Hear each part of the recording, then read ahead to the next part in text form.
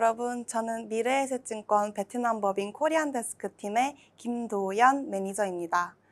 오늘 이 시간에는 미래에셋 고객분들을 위하여 베트남 4대 국영 상업은행 중 하나인 베트남 투자개발은행 BID의 투자 가능성에 대해 이야기해 보겠습니다. BID는 재무부 산하 베트남 건설은행으로 1957년 설립되었으며 베트남에서 가장 큰 은행 중 하나로 예금, 대출, 투자상품, 외환거래 등 다양한 금융 서비스를 제공하고 있습니다. 2012년부터 주식공동상업은행으로 운영되어 왔으며 2014년 호치민 증권거래소에 상장되었습니다.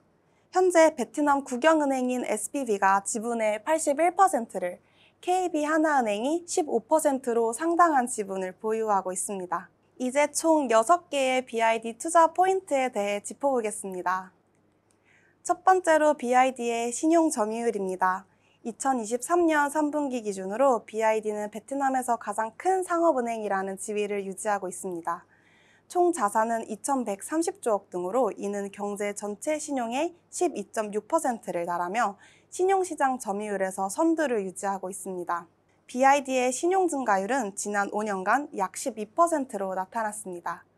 이는 업계 평균인 14%를 밑도는 수치이지만 그럼에도 불구하고 다른 많은 은행들에 비해 몇 배나 높은 수치입니다. 성장률이 높은 이러한 은행들은 증가율이 유지하기는 어렵고 일시적일 것으로 예상합니다. 베트남 국영은행인 SBB는 경제에 과도한 신용 의존을 선호하지 않으나 은행 부분에서만큼은 BID가 여전히 강력한 역할을 수행하는 것을 알 수 있습니다. 두 번째로 BID의 소매 부분 비중의 증가 영향입니다. BID는 소매 부분을 강화하여 대출 포트폴리오의 수익을 극대화하고 위험을 최소화하는 전략을 추구하고 있습니다.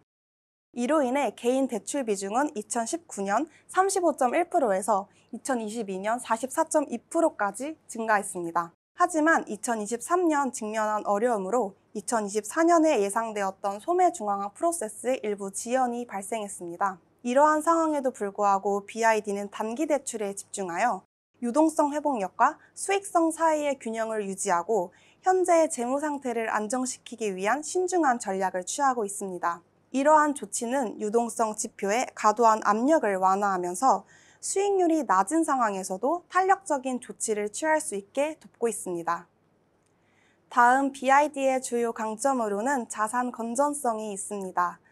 많은 은행들이 자산 건전성을 유지하는 데 어려움을 겪는 반면 BID는 자산 건전성을 보존하고 개선하는 데 성공했습니다. BID는 더 나은 대출 금리를 활용하여 고품질 고객 그룹을 선택할 수 있는 더 좋은 협상 위치를 확보하고 NPL, 즉 부실채권의 위험을 완화하는 데 기여하고 있습니다. 산업 전반에서 자산 건전성이 하락한 가운데 BID는 동종업과 비교했을 때 여전히 뛰어납니다.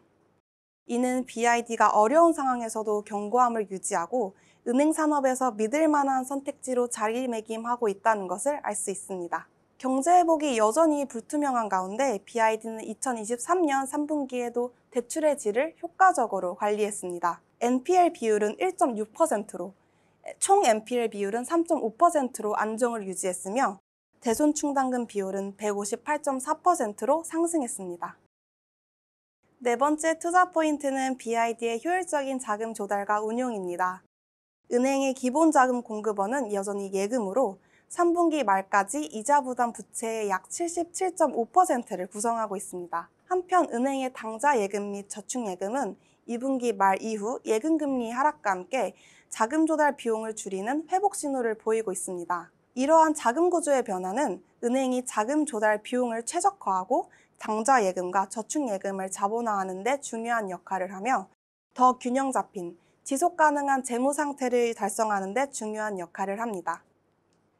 비교적 혼란스러웠던 2023년에도 BID는 자산 건전성을 유지하면서 운영 비용을 효과적으로 관리해 왔습니다. 자료에서도 확인할 수 있듯이 BID의 운영 비용은 디지털화의 영향으로 매년 개선되어 온 것을 알 수 있습니다. 업계 전반에 걸쳐 어려웠던 2023년에도 BID 물론 수익에 영향은 있었지만 BID는 신용 관련 비용을 잘 관리하여 안정적인 자산 건전성을 유지하고 어려움을 극복했습니다. 특히 디지털 전환 시기에 비용 통제에 집중했던 BID의 전략적 접근은 BID가 산업의 변화에 더 잘 적응하고 재무적으로 강건한 위치를 유지할 수 있도록 도와주었습니다. 마지막으로 BID의 수익성을 중장기적으로 뒷받침하는 핵심적인 요소 중 하나인 순이자 마진의 확장 가능성입니다. 기본적으로 BID의 수익 구조는 순이자 마진과 신용 확장에 따라 크게 영향을 받습니다. 3분기 자기자본 비율이 다소 낮게 나왔지만 이는 BID가 베트남에서 최대 은행 중 하나이며 특히 자산 측면에서 영향을 받을 수 있다는 점을 고려해야 합니다. 비이자 수입 측면에서는 은행업계 전반의 순서비스 수입이 부족한 상황입니다. 그러나 BID는 순이자 마진을 통하여 수익성을 확대시킬 수 있는 잠재력이 충분합니다. 10월 1일부터 새로운 30% 규제가 적용되면서 자금을 더욱 효과적으로 운용할 수 있을 것이라 기대됩니다.